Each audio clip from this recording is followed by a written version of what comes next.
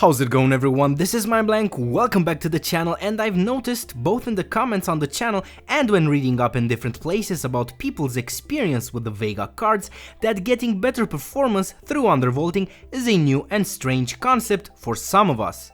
So I'll try to show you guys what and how things happen when you decide to undervolt your shiny new VEGA 56 or 64.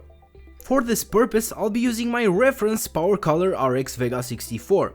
I know that there's a fair chunk of people that bought reference cards to watercool, but there's also a sizable demographic here that will stick with the blower type cooler throughout their card's life. Wondershare's Video Converter Ultimate is a very fast video converter. Take your favorite holiday clips, apply effects and even edit them in a timeline before choosing from a wide list of video formats that will be encoded using fast GPU acceleration. Download videos from different websites, create DVDs and enjoy extras like VR video encode, a GIF maker or an ever handy screen recorder tool. Check out more by visiting the link in the description. Blower type coolers have their advantages as well, and the major one is that they don't dump the card's heat into your system but rather exhaust it out the back and outside your case. Naturally, case temperatures matter as much as they do with open air coolers, but there's a sweet spot in everything, including the noise to performance ratio. Alright, so undervolting is the process of lowering your core stock factory voltage. So how does this process get to affect so many factors on these cards: noise, clocks and finally performance? It's quite simple. We're following Ohm's law here with DC circuits, which states that voltage equals current in amps times resistance. Not accounting for real-world phenomena here like temperature variations, resistance is a constant. You can also calculate power for a DC circuit in watts, which would be voltage in volts times current in amps. This ties in with undervolting, since lowering voltage will therefore reduce total power. For example, let's take 1.2 volts stock core voltage and a current draw of 130 amps during load. Power draw would be 1.2 volts times 130 amps equals 156 watts consumed. Assuming the same core is stable under the same load with only 1 volt, then the power draw would be 1 times 130 equals 130 watts, so a reduction of 26 watts. Great, but why does this have an impact on performance, since you can simply raise the power limit, right? Well, this alone doesn't work, since usually VEGA's hitting 2 volts at stock, which both end up dictating power draw, the power limit of course, and the temperature limit. Well, we've already talked about the first one, so let's see what the second one, temperature, has to do with all of this. Nothing's perfect in real life, and both the core and HBM can't take all that power in and be 100% efficient, so lots of this energy is transformed into heat. Think of it as a byproduct of all those beautiful in-game graphics the card generates. It then stands to reason that lowering the power draw by undervolting will provide lower temperatures for the core and HBM, since they're on the same package. Undervolting lowers the amount of energy that's lost as heat, making the card cooler and slower to reach its 85 Celsius core cap, a threshold where the card will lower clocks in an effort to also lower temperatures.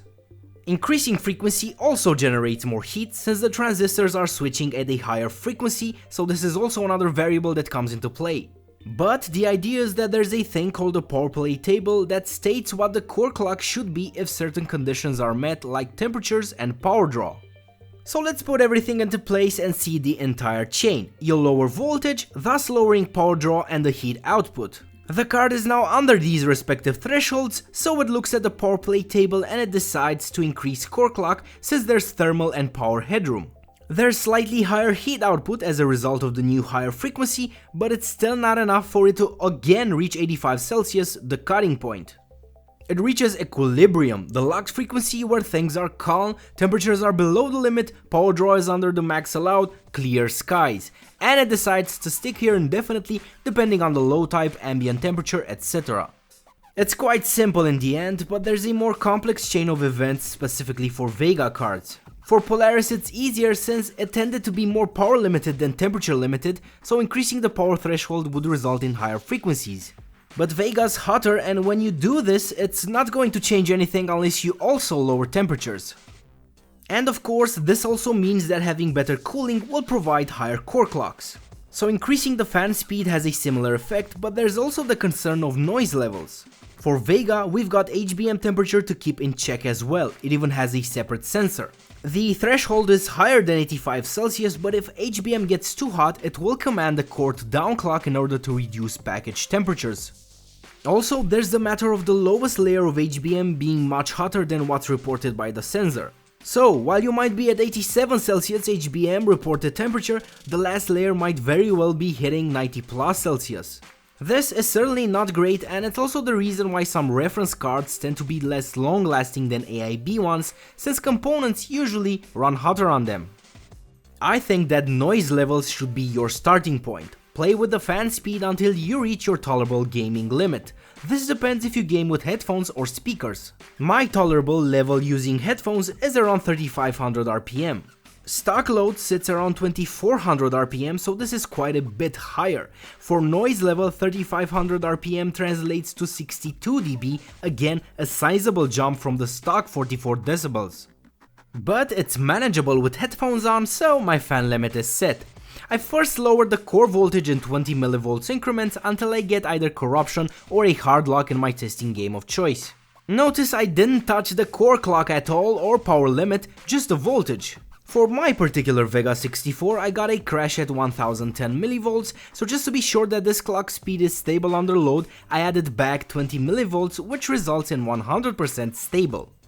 This is a good time to overclock the HBM. This also adds a few degrees to the core as well, but it's a little more straightforward, increasing 20 MHz increments, and by the way, you can't change the voltage of the HBM just yet. I stopped at 1060 MHz since it gives a nice boost in performance and manageable temperatures. However, temps are still looking good, so I can either try to lower the fan speed or push further.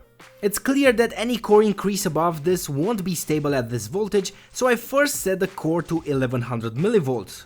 Only now do I play with the power limit, allow the card to draw more juice, so I allow it to draw 25% extra if need arises, just to be covered. Obviously this makes the temperatures a little higher, but we're still good and have some room to now find a higher clock speed. And I do this the same way I did with the HBM clocks, but in 10 MHz increments. I also need to watch the temperature here and make sure I still stop well below 85 Celsius to ensure a clean and locked core clock. And this gets me to 1610 MHz stable at 1100 mV.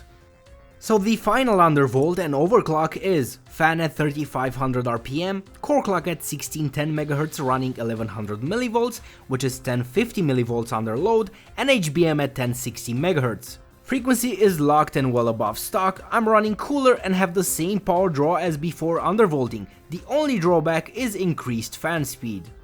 And that's essentially it. I encourage you to play around with these settings and find the best one for your card.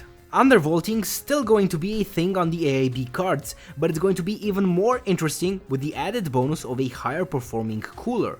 Let me know what kind of undervolt you got running on your card, be it a Vega or something else entirely. Undervolting works well regardless. While you're at it, check out my Twitter and Patreon pages linked in the description to support this channel's further growth. Thank you for supporting this channel by subscribing, and see you next time everybody, bye bye.